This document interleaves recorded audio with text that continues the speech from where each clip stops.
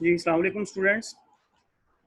हमारा आज का लेक्चर जो है वो है explain how a cell works as an open system. हमने basically cell biology section class 9th biology हमने चैप्टर 4 सेल एंड टिश्यू ये चैप्टर हमने शुरू किया हुआ है।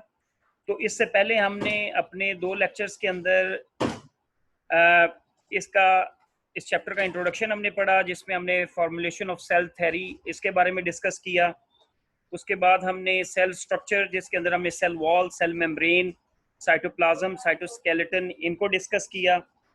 और उसके बाद हमने नेक्स्ट लेक्चर के अंदर सेल ऑर्गेनेलिस, जो कि बहुत ही इंपॉर्टेंट टॉपिक था, कि जो यूकैरियोट सेल है वो मुख्तलिफ किस्म के छोटे छोटे स्ट्रक्चर्स, जैसे हम सेल ऑर्गेनेलिस कहते हैं, उस पर मुश्तमिल होता है।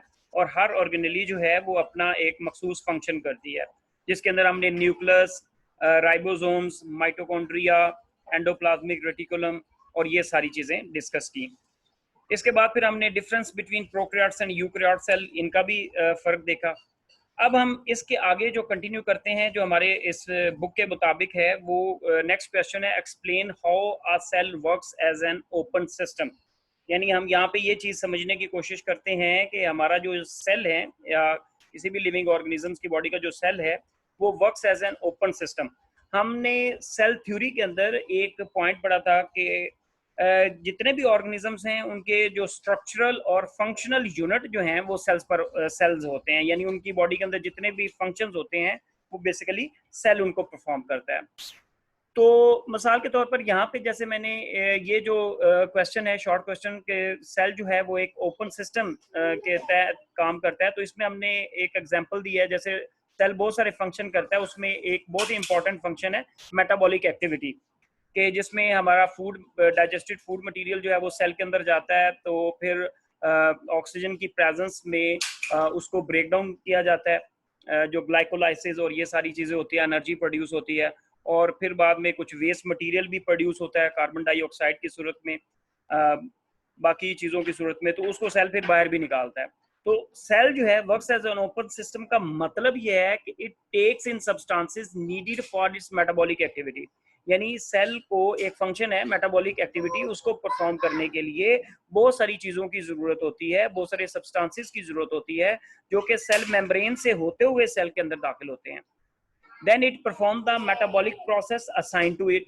और जब वो सारी रिएक्टेंट्स या वो सारे चीज़ें सेल के अंदर दाखिल हो जाती हैं, तो देन सेल जो है वो मेटाबॉलिक एक्टिविटी शुरू कर देता है। तो जब वो रिएक्शंस होते हैं, मेटाबॉलिक एक्टिविटी होती है, तो उस सूरत में प्रोडक्ट्स बनते हैं, यानी एनर्जी एटीपी बनता है, और साथ में कुछ बाई प्रोडक्ट्स भी बन जाते हैं। अब सेल जो है ये आदर यूटिलाइज द प्रोडक्ट्स, यानी वो एनर्जी या जो भी प्रोडक्ट है उसको वो खुद यूटिलाइज कर लेता है या ट्रांसपोर्ट कर देता है बाकी सेल्स को। जबकि जो बाकी बाई प्रोडक्ट्स हैं या जो वेस्ट मटेरियल्स हैं, उनको या वो स्टोर कर लेता है या excreted out of the cell, या सेल से बाहर निकाल देता है।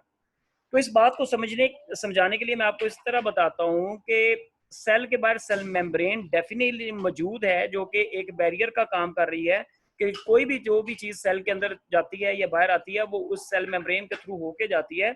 लेकिन cell always work as an open system, यानी फंक्शंस करने के लिए सेल के अंदर मुख्तलिफ किस्म के फंक्शन चल रहे होते हैं। उन फंक्शंस को परफॉर्म करने के लिए मुख्तलिफ सब्सटेंसेस की ज़रूरत होती हैं, जो कि सेल मेम्ब्रेन के थ्रू सेल के अंदर दाखिल होती हैं।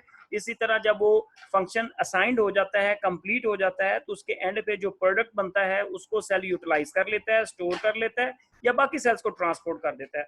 और जो वेस्ट मटेरियल है उसको सेल जो है वो सेल मेम्ब्रेन के थ्रू बाहर निकाल देता है। तो इस तरीके से हम ये कह सकते हैं कि सेल जो है वो हर वक्त फंक्शन कर रहा होता है, तो इसलिए कुछ ना कुछ सब्सटेंसेस सेल के अंदर जा रहे होते हैं और इसी तरह कुछ ना कुछ बाहर आ रहे होते हैं। तो इस पूरे फिनोमेना को हम कहते हैं cell works as an open system.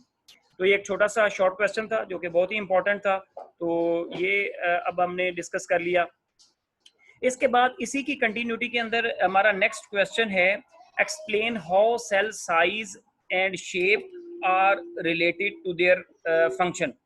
यानी सेल का जो साइज देखें, जो मल्टी सेलुलर ऑर्गेनिजम्स है ना, या इवन हम ह्यूमंस की एग्जांपल लें, तो हमारी बॉडी के अंदर बिलियंस ऑफ बिलियन सेल्स मौजूद होते हैं, यानी हमारी body billions of billion cells पर मुश्तमिल होती है। हर सेल दूसरे सेल से मुख्तलिफ है। हार्ट के सेल्स आइज के सेल से मुख्तलिफ हैं, किडनी के सेल जो है वो लीवर सेल से मुख्तलिफ हैं, ठीक है ना। इसी तरह हमारी बॉडी के जितने भी पार्ट्स, ऑर्गन, स्ट्रक्चर्स हैं, इन तमाम के सेल्स एक दूसरे के से साइज के लिहाज से, स्ट्रक्चर के लिहाज से मुख्तलिफ हैं। यानी अगर मैं इस तरह कहूँ कि bodies of animals and plants are made of different cell types, जितने भी एनिमल्स और प्लांट्स हैं इनकी बॉडी जो है वो डिफरेंट सेल से बनी हुई है। each type performs specific function and coordinated function become the life process of organisms। यानी हर सेल अपना अपना फंक्शन परफॉर्म करता है, but they all cells are coordinated to each other, as a unit के तौर पर काम करते हैं। और देन वो जब सारे कोऑर्डिनेशन करते हैं तो एज ए यूनिट वो जो है वो काम करते हैं, और तब जाके वो लाइफ का जो प्रोसेस है उस ऑर्गेनिज्म का उसको कंप्लीट करते हैं। तो सेल ऑफ एनी टाइप में differ from those of other types in the following respects. बहुत लिहाज से सेल एक दूसरे से मुख्तलिफ हो सकते हैं। जैसे ये मैंने लिखा हुआ है कि मिसाल के तौर पर मैं आपको एग्जांपल देता हूँ कि सेल एक दूसरे से मुख्तलिफ क्यों होते हैं, अकॉर्डिंग टू देयर फंक्शन, क्योंकि उनका जिस लिहाज से फंक्शन होता है उस हिसाब से उनकी साइज और शेप होती है। मसलन एक बर्ड एग सेल है, ये बल्कि होता है, अंडा जिसे हम कहते हैं लार्ज होता है, बल्कि होता है, आपको नजर आ रहा होता है। ये क्यों बड़ा होता है? क्योंकि इसके अंदर लार्ज अमाउंट ऑफ न्यूट्रिएंट्स मौजूद होते हैं, क्योंकि वो जो यंग वंस है उस बर्ड का, वो इस अंडे के अंदर उसकी डेवलपिंग होती है, तो उसके लिए जो भी उसको न्यूट्रिएंट्स चाहिए, उसको प्रोटेक्शन चाहिए, वो अर्ली सारी उस एग के अंदर होती है। तो इसलिए इस सारी फंक्शन को सामने रखते हुए एग सेल जो है वो बड़ा होता है। इस तरह लॉन्ग मसल सेल्स जो हैं, ये हमारे जो मसल सेल्स हैं बॉडी के अंदर सबसे ज्यादा तादाद में ये पाए जाते हैं। ये लंबे क्यों होते हैं? क्योंकि इनका काम efficient in pulling body parts together, ठीक है। तो बॉडी पार्ट्स को ये पुल करता है, मूवमेंट करने में मदद करता है, तो इसलिए इन मसल सेल्स स्ट्रॉन्ग और लंबे होते हैं।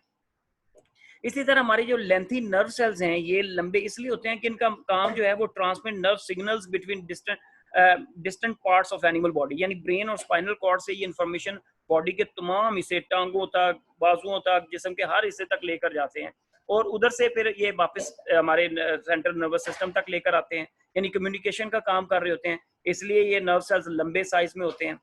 और इसी तरह ह्यूमन रेड ब्लड सेल क्यों छोटा होता है, यानी 8 माइक्रोमीटर तक उसकी वो डायमीटर होता है, क्योंकि इसलिए वो इसका इतना साइज इसलिए छोटा है ताकि वो छोटी छोटी हमारी जो ब्लड वेसल्स हैं, कैपिलरीज वगैरह, उनमें से पास थ्रू हो सके, ठीक है। तो इस पैराग्राफ से आपको समझ आ गई होगी कि हमारी बॉडी के, एनिमल्स या प्लांट्स की बॉडी के जो सेल्स हैं वो एक दूसरे से मुख्तलिफ होते हैं ड्यू टू देयर फंक्शंस, ठीक है। कोई बड़ा सेल होता है, कोई लंबा होता है, कोई छोटा होता है, यानी हर सेल की शेप और साइज डिपेंड करती है उसके फंक्शन के ऊपर। So this is about the cell size,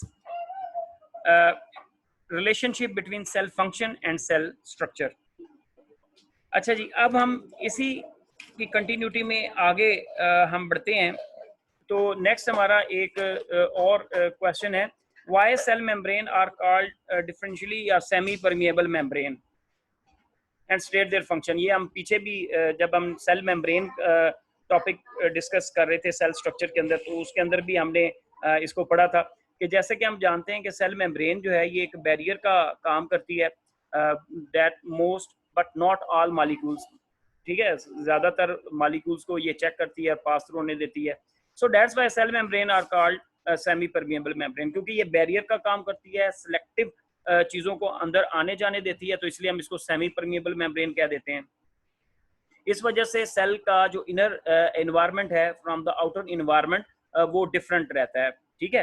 अपने सेल की जो अंदर की कंडीशंस हैं एज कम्पेयर टू उसके आउटर इन्वायरमेंटल कंडीशंस के, वो मुख्तलिफ होती हैं, क्योंकि चीज़ें चेक एंड थ्रू होके सेल मेम्ब्रेन से सेल के अंदर आ जा रही होती हैं। अब फंक्शन क्यों है सेल मेम्ब्रेन का? जैसा कि हमने पढ़ा कि सेल मेम्ब्रेन का काम exchange matter with the cell environment, cell membrane maintains equilibrium in the side inside the cell wall as outside. अच्छा, अब क्योंकि सेल मेम्ब्रेन सिलेक्टिव चीजों को आने जाने देती है, तो इसलिए सेल का जो इंटरनल कंडीशन है वो भी मेंटेन रहती है, यानी कि हर चीज सेल के अंदर चली जाए और सेल जो है वो उसकी शेप ही डैमेज हो जाए, वो बर्स्ट अप हो जाए, और ये भी नहीं है कि सेल से सारी चीजें बाहर आ जाएं, सेल श्रिंक हो जाए।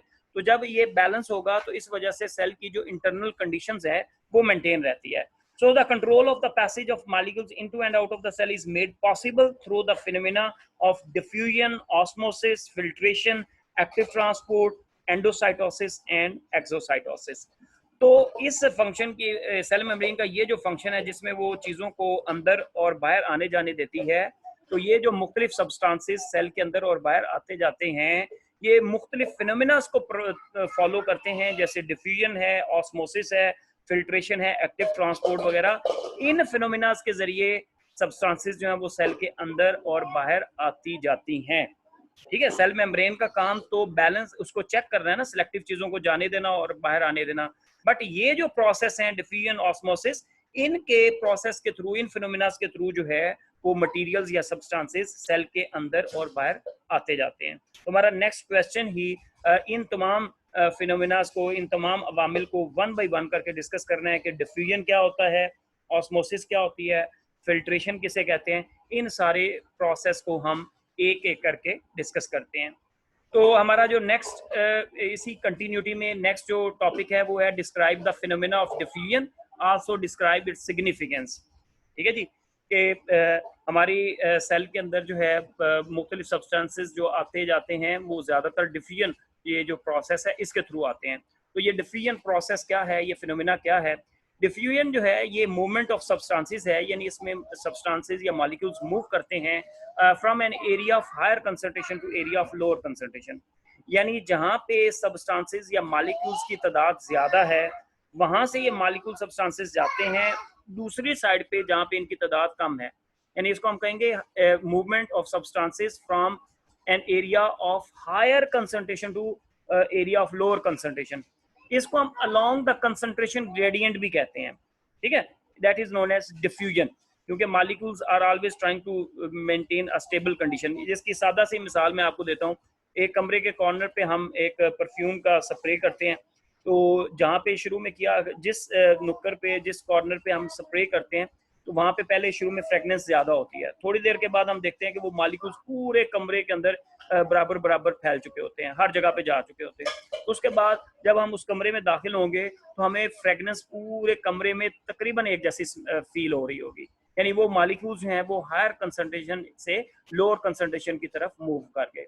तो इसी तरह जैसे हम ऑक्सीजन अंदर लेकर जाते हैं, बाहर ऑक्सीजन की कंसंट्रेशन ज़्यादा होती है, हमारी बॉडी के अंदर कम होती है, तो ऑक्सीजन आसानी के जरिए डिफ्यूजन के जरिए हमारे एक्सचेंज गैसेज अब हम करते हैं रेस्पिरेटरी सिस्टम के थ्रू, तो वो ब्रीदिंग के जरिए ऑक्सीजन अंदर चली जाती है। इसी तरह CO2 हमारी बॉडी के अंदर लेवल उसका ज़्यादा होता है, बाहर कम होता है, तो वो डिफ्यूजन के जरिए हायर कंसंट्रेशन से लोअर कंसंट्रेशन की तरफ मूव कर जाती है। तो इस तरह बहुत सारे सब्सटेंसेस और चीज़ों की मिसाल दी जा सकती है जिनकी मूवमेंट डिफ्यूजन के जरिए होती है। तो डिफ्यूजन क्या है? The movement of molecules from an area of higher concentration to lower concentration. अच्छा, अब इसकी एग्जाम्पल, इसकी आगे इसको मजीद अगर हम जैसे मैंने मुख्तलिफ एग्जाम्पल्स के साथ आपको बताया कि किस तरीके से ये सब्सटेंसेस जो हैं ये मूव करते हैं from an area of higher concentration to area of lower concentration. तो इसमें बहुत सारे मॉलिक्यूल्स हैं मुख्तलिफ सब्सटेंसेस के, चाहे वो सॉलिड है, लिक्विड है या गैस फॉर्म में है। तो जैसे कि मैंने बताया कि they are always in motion, ठीक है ना, हर वक्त मूव कर रहे होते हैं।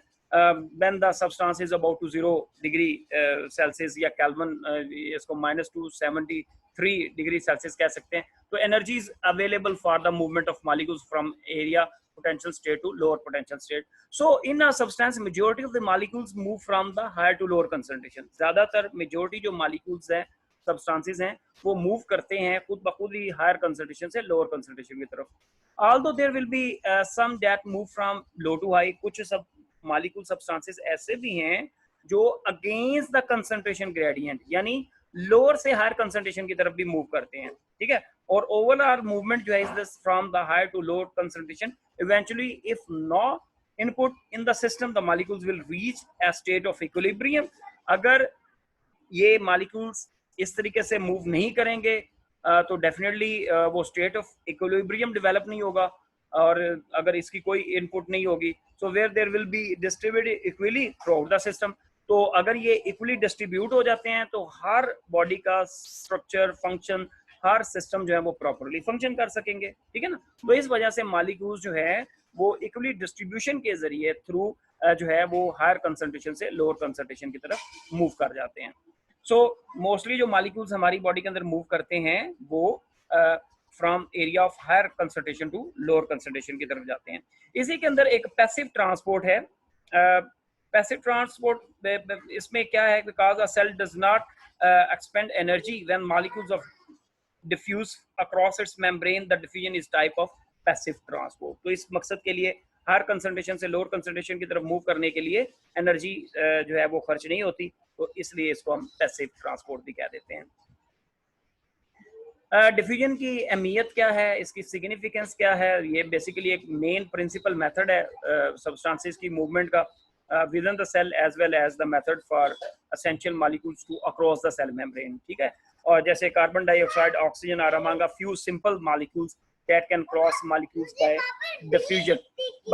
So gases exchange in gills and lungs operate by this process. जैसे कि मैंने बताया कि ये जो ब्रीदिंग हमारा सिस्टम है, गैसेस जो एक्सचेंज होती हैं ये डिफ्यूजन के जरिए होती हैं, ठीक है ना।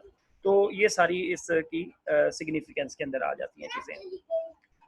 अच्छा बच्चों, इसी के अंदर एक चीज है डिफ्यूजन की ही एक आगे कंटिन्यूटी है जिसको हम कहते हैं फैसिलिटेटेड डिफ्यूजन, ठीक है। बहुत सारे मॉलिक्यूल्स ऐसे होते हैं do not diffuse freely across the cell membrane. बहुत सारे मॉलिक्यूल सब्सटेंसेस ऐसे हैं जो दे आर एक्सट्रीमली इंपॉर्टेंट, जिन्होंने सेल के अंदर जाना और बाहर आना होता है, लेकिन वो बाज़ वजूहात की वजह से सेल मेम्ब्रेन से क्रॉस नहीं कर सकते, सेल मेम्ब्रेन को क्रॉस नहीं कर सकते, यानी या तो उनका साइज ज़्यादा होता है या चार्ज होता है उनके ऊपर। तो ऐसे मॉलिक्यूल्स जो हैं जब वो सेल के अंदर और बाहर आते जाते हैं तो वो कुछ जो ट्रांसपोर्ट प्रोटीन्स या जिनको हम कैरियर प्रोटीन कहते हैं, जो सेल मेम्ब्रेन की जो लिपिड बाइलेयर है उसके दरमियान में जो मौजूद होते हैं, तो वो प्रोटीन मॉलिक्यूल्स उनको फैसिलिटेट करते हैं सेल के अंदर और बाहर ले जाने में, ठीक है, जिनको हम कैरियर प्रोटीन्स कहते हैं। तो लिहाजा ऐसे मॉलिक्यूल्स जो अपने साइज या चार्ज की वजह से खुद सेल मेम्ब्रेन के पास थ्रू ना हो सके, क्रॉस ना कर सके उसको, तो वो इन प्रोटीन्स के थ्रू जो है, कैरियर प्रोटीन्स के थ्रू जो है वो मूव करते हैं। लेकिन बेसिक प्रिंसिपल इन मॉलिक्यूल्स की मूवमेंट का भी वही होगा, from an area of higher concentration to lower concentration, but with the help of proteins, ठीक है। तो इस टाइप को हम फैसिलिटेटेड डिफ्यूजन का नाम देते हैं, ठीक है। ये जैसे इसकी स्ट्रक्चर आप सेल मेम्ब्रेन की देख सकते हैं, ये लिपिड बाइलेयर है और ये बीच में प्रोटीन मॉलिक्यूल्स मौजूद हैं। तो अब जिन मॉलिक्यूल्स ने पास थ्रू होना है सब्सटेंसेस ने, अगर वो इन प्रोटीन मॉलिक्यूल्स को पास थ्रू करके वो जा रहे हैं, ये फैसिलिटेटेड डिफ्यूजन होगा, यानी ये प्रोटीन मॉलिक्यूल्स उनको हेल्प करते हैं टू ट्रांसपोर्ट। और अगर सिंपल मॉलिक्यूल्स जो हैं वो हायर कंसंट्रेशन से लोअर कंसंट्रेशन की तरफ जा रहे हैं, सिंपल पास थ्रू हो जाते हैं, तो उसको हम सिंपली डिफ्यूजन का नाम देते हैं। So this is about the diffusion. तो ये एक मेथड है जिसके थ्रू जो है हमारे सेल के अंदर बहुत सारे सब्सटेंसेस जो हैं उनकी मूवमेंट होती है। अच्छा बच्चों, इसके बाद जो transport passage of molecules into and out of the cell, ये बेसिकली टॉपिक है जिसके अंदर हम डिफ्यूजन पढ़ रहे हैं। डिफ्यूजन हमने खत्म कर लिया। अब नेक्स्ट जो हमारा टॉपिक है वो है ऑस्मोसिस।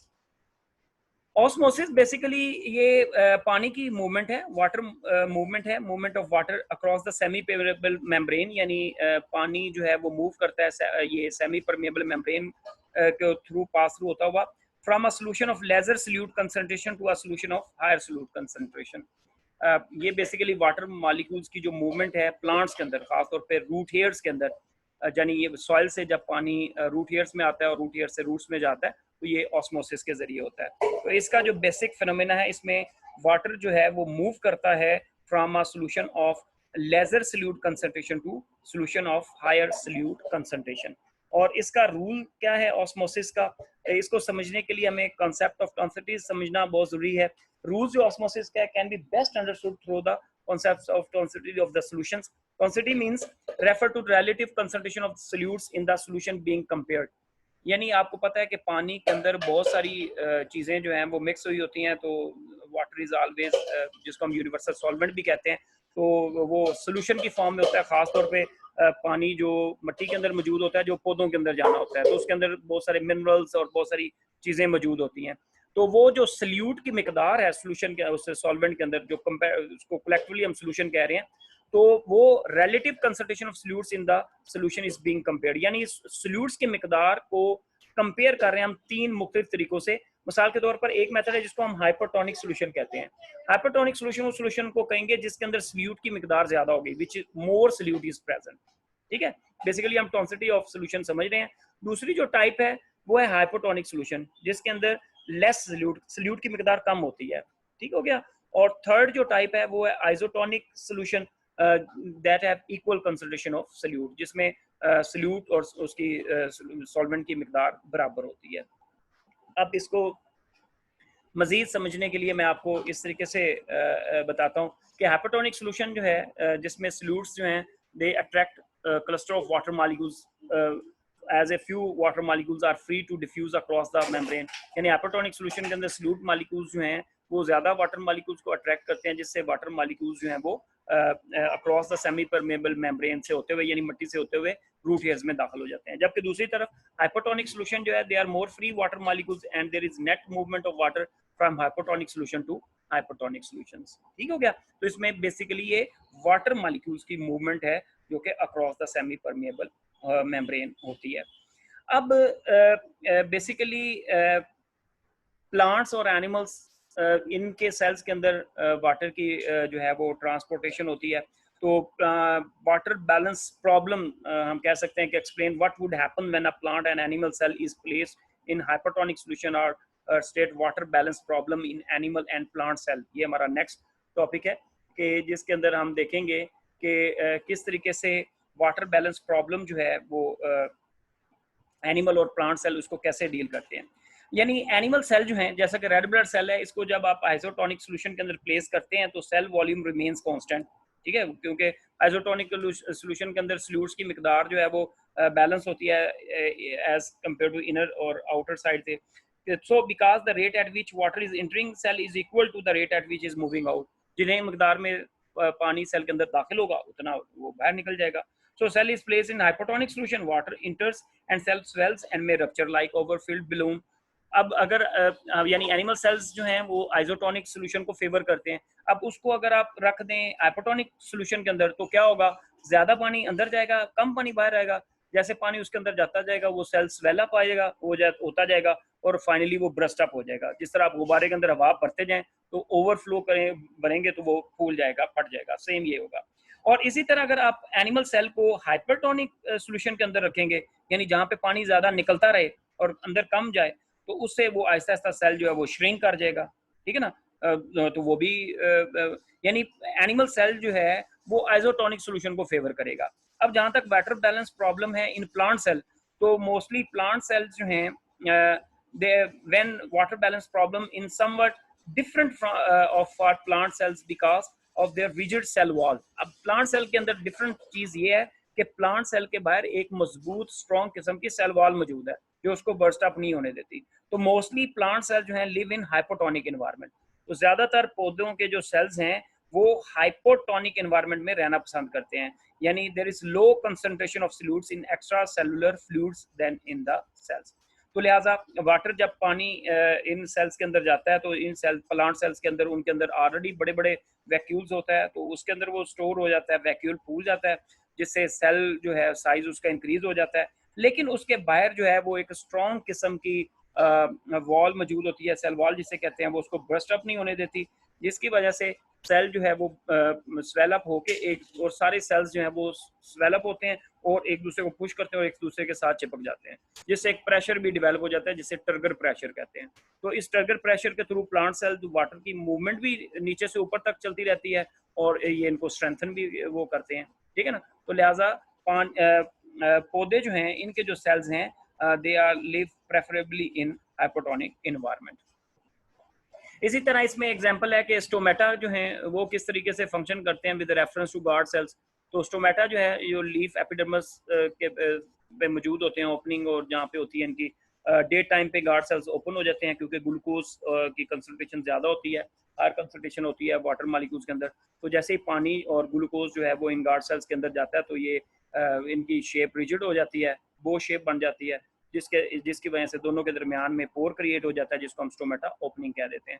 और रात को जब ग्लूकोज लेवल लो हो जाता है और पानी भी वहाँ से निकल जाता है तो ये फ्लैसिड हो जाते हैं दोबारा और अपनी वापस वाली शेप में आ जाते हैं, जिससे वो जो दरमियान में पोर्स थे वो बंद हो जाते हैं और जिसको हम स्टोमेटा क्लोजिंग कहते हैं। तो ओपनिंग और क्लोजिंग में भी ये वाटर मूवमेंट का एक अहम रोल प्ले होता है। सो ये था ऑस्मोसिस के हवाले से। इसी तरह बच्चों इसमें एक यहाँ पे अगेन एक है कि describe the function of semi permeable membrane, यानी ये जो सेमी परमेबल मेम्ब्रेन है इसका जो बेसिकली फंक्शन है वो सिलेक्टिव चीज़ों को पास थ्रू करना है। तो ये जो नॉलेज है सेमी परमेबल मेम्ब्रेन का, इसको साइंटिस्ट अप्लाई करते हैं फॉर वेरियस पर्पजेज, मुख्तलिफ मकासद के लिए इसको इस्तेमाल किया जा सकता है। जैसा कि हम जानते हैं कि सेमी परमेबल मेम्ब्रेन जो है ये मुख्तलिफ सब्सटेंसेस को सेपरेट करती है, कैपेबल ऑफ सेपरेटिंग सब्सटेंसेस। तो artificial synthesise semi permeable membrane जो है वो उसको तैयार किया जाता है और उसको यूज़ किया जाता है for the separation of bacteria from viruses, bacteria और वायरसेस के कल्चर को एक दूसरे से सेपरेट करने के लिए, क्योंकि बैक्टीरिया जो है cannot cross semi permeable membrane, bacteria semi permeable membrane के पास थ्रू नहीं होते तो इस वजह से हम इनको अलग-अलग कर सकते हैं। और एडवांस में वाटर ट्रीटमेंट टेक्नोलॉजी है, मेम्ब्रेन बेस्ड फिल्ट्रेशन सिस्टम है, उसमें भी इसी एप्लीकेशन, ये सेमी मेम्ब्रेन का जो नॉलेज है इसी को इस्तेमाल करके ये इस्तेमाल किया जाता है। So in this process semi permeable membrane separate salts from water, ठीक है, जिसको हम रिवर्स ऑस्मोसिस का नाम देते हैं। तो यानी सेमी परमेबल के नॉलेज को सामने रखते हुए साइंटिस्ट जो हैं वो आर्टिफिशियल सेमी परमेबल मेम्ब्रेन बना के वो मुख्तलिफ सब्सटेंसेस को वो सेपरेट कर सकते हैं। तो ये भी एक छोटा सा इंपॉर्टेंट शॉर्ट क्वेश्चन है। इसी तरह इसी की कंटिन्यूटी के अंदर फिल्ट्रेशन आता है, ठीक है। ये बेसिकली हम सारे वो फिनोमिनास पढ़ रहे हैं जिसके थ्रू सब्सटेंसेस या मॉलिक्यूल्स जो हैं वो सेल के अंदर और बाहर मूव करते हैं। तो उसके अंदर फिल्ट्रेशन है। फिल्ट्रेशन क्या है? ये एक प्रोसेस है जिसके अंदर स्मॉल मॉलिक्यूल्स जो हैं वो force to move across the semi permeable membrane, यानी वो चाहे प्लांट्स के अंदर वाटर की मूवमेंट हो रही है या ब्लड की मूवमेंट हो रही है, ह्यूमंस के अंदर, एनिमल्स के अंदर हाई ब्लड प्रेशर के थ्रू, तो उसमें जब वो एक फोर्सफुली हाइड्रोस्टेटिक वाटर प्रेशर या ब्लड जो है जब वो मूव करता है तो उसके में जो स्मॉलर मॉलिक्यूल्स हैं वो उस फोर्स के थ्रू जो है वो सेमी परमेबल मेम्ब्रेन से पास थ्रू हो जाते हैं। तो इन द अगर हम इसके फंक्शन देखें फिल्ट्रेशन के, तो body of an animal blood pressure force water and dissolve molecules to move through the semi permeable membrane.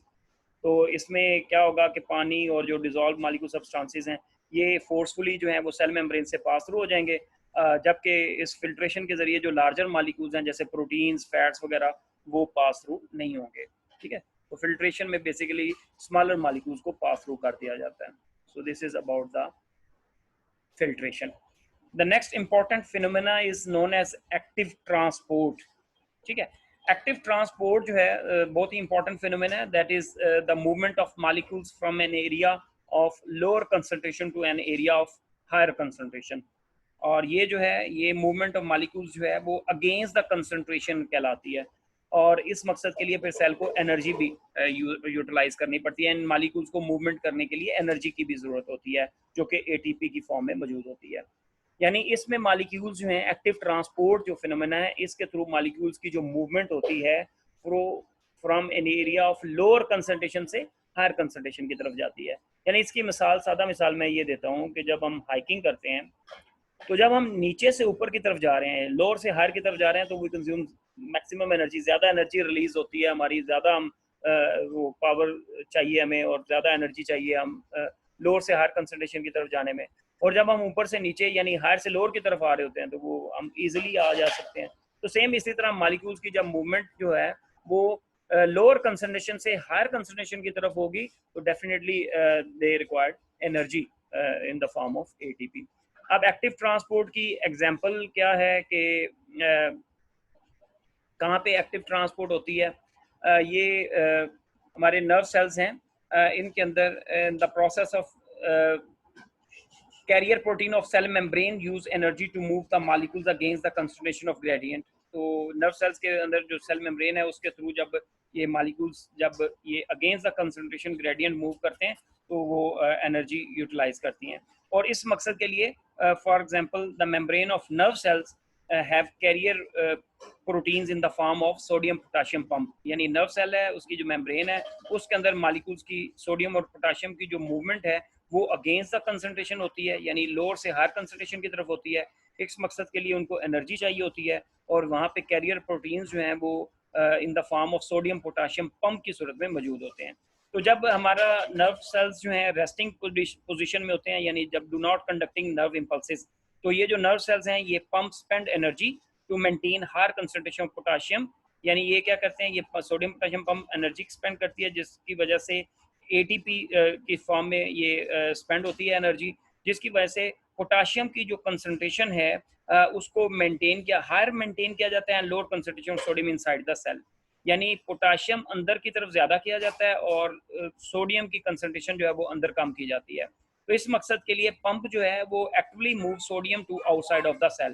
तो जैसे आप ये तस्वीर में भी देख सकते हैं कि सोडियम जो है, जब सोडियम पोटाशियम पंप के ज़रिए वो मूव कर रहे होते हैं बाहर की तरफ, तो बाहर ऑलरेडी उनकी तादाद ज़्यादा होती है, तो लोअर कंसंट्रेशन से हायर कंसंट्रेशन की तरफ जो है वो मूव कर रहे होते हैं। So for this purpose pump actively move sodium to outside of the cell, यानी ये पंप एक्टिवली काम करेगा और सोडियम को सेल की तरफ, बाहर की तरफ मूव करवाएगा। और जैसे कि मैंने कहा कि सेल के इस नर्व सेल जो है इसके मेम्ब्रेन के बाहर ऑलरेडी सोडियम ज़्यादा है और अंदर कम है, तो लिहाजा वो लोअर से हायर कंसंट्रेशन की तरफ जा रहे होते हैं। और सिमिलरली इसी मकसद के लिए जब पोटाशियम जो है वो बाहर से अंदर की तरफ आएंगे, तो अंदर ऑलरेडी ज़्यादा है, बाहर उनकी कंसंट्रेशन कम है, तो कम वाले अंदर की तरफ आ जाएंगे, यानी वही अगेंस्ट द कंसंट्रेशन ग्रेडियंट। तो इस मकसद के लिए फिर इनको एनर्जी की ज़रूरत होती है। तो इस तरीके से ये जो मॉलिक्यूल्स की जो मूवमेंट है from the area of lower concentration to higher concentration, इस प्रोसेस को हम एक्टिव ट्रांसपोर्ट का नाम देते हैं। अच्छा बच्चों, इसके आखिर में जो आखिरी टॉपिक है वो है what is endocytosis, describe different steps occur in it. ये एंडोसाइटोसिस क्या होता है? तो ये जो एंडोसाइटोसिस है, ये जो प्रोसेस है, इसको हम cellular ingestions of bulky material कहते हैं by infolding cell membrane to see the steps of endocytosis. इसके अंदर हम पढ़ते हैं। तो इसमें जो बल्की मटेरियल होते हैं ना, यानी इंडिविजुअल मटेरियल नहीं, बल्कि फॉर्म में मटेरियल जो है वो सेल मेम्ब्रेन के थ्रू जो है वो सेल के अंदर दाखिल होते हैं, जिसको हम एंडोसाइटोसिस कहते हैं। तो एंडोसाइटोसिस के अंदर जो bulky material rather than individual molecule, they are move across the cell membrane.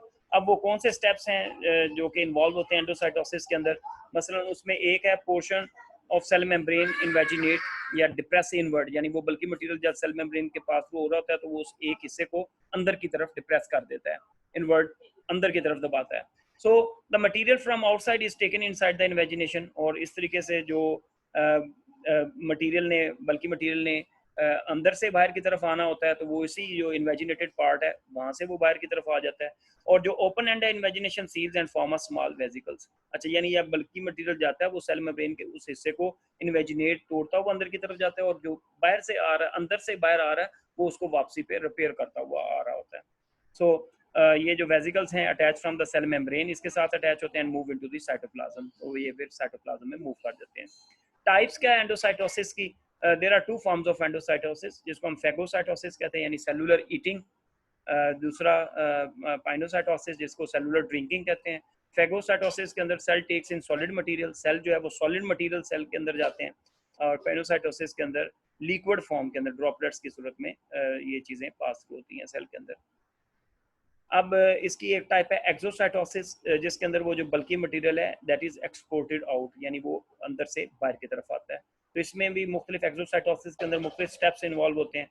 मसलन the bulky material inside a membrane and vesicle is form. जब वो बल्की मटेरियल पैक्ड होता है वेसिकल फॉर्म में, तो वो अंदर से बाहर की तरफ आता है, और ये वेसिकल्स जो हैं वो move outside the cell membrane, तो ये सेल के बाहर की तरफ मूव कर जाते हैं। और ये जो वेसिकल्स हैं fuse with the membrane and release it's contents into the extra cellular environment.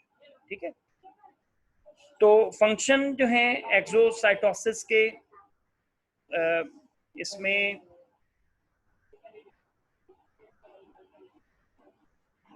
the process adds new membrane which replace the part of the cell membrane lost during endocytosis। यानी वही मैं बता रहा हूँ कि शॉर्ट एंडोसाइटोसिस और exocytosis में क्या होता है कि जब बल्की मटेरियल सेल के अंदर जाता है तो वो सेल मेम्ब्रेन को इन्वेजिनेट करता हुआ, ब्रेक करता हुआ अंदर चला जाता है, और जब कोई बल्की मटेरियल बाहर आता है तो वो उस हिस्से को रिपेयर करता हुआ बाहर की तरफ आ जाता है, जिसको हम एक्सोसाइटोसिस कहते हैं। तो एंडोसाइटोसिस और एक्सोसाइटोसिस के जरिए बल्की मटेरियल जो है वो सेल के अंदर और बाहर पास होते हैं। सो ये हमारा आज का टॉपिक था स्टूडेंट्स। सेल बायोलॉजी जो पोर्शन है हमारा, सेल एंड टिश्यू चैप्टर 4, इस हवाले से हमारा ये टॉपिक था। थर्ड लेक्चर, ओवरऑल ये लेक्चर नंबर 14 है। जिसके अंदर हमने passage of molecules into and out of the cell पढ़ा, जिसके अंदर हमने मुख्तलिफ फिनोमेनास को जिक्र किया, diffusion, facilitated diffusion, osmosis, filtration, active transport, endocytosis, exocytosis, इनको जिक्र किया कि इन प्रोसेस के थ्रू जो है वो सब्सटेंसेस, मॉलिक्यूल्स सेल के अंदर और बाहर की तरफ मूव करते हैं। तो आज का लेक्चर हमारा यहाँ तक है। अपने नेक्स्ट लेक्चर के अंदर इस चैप्टर का जो दूसरा पोर्शन है टिश्यू, हम एनिमल और प्लांट टिश्यू के ऊपर बात करेंगे। Thank you so much.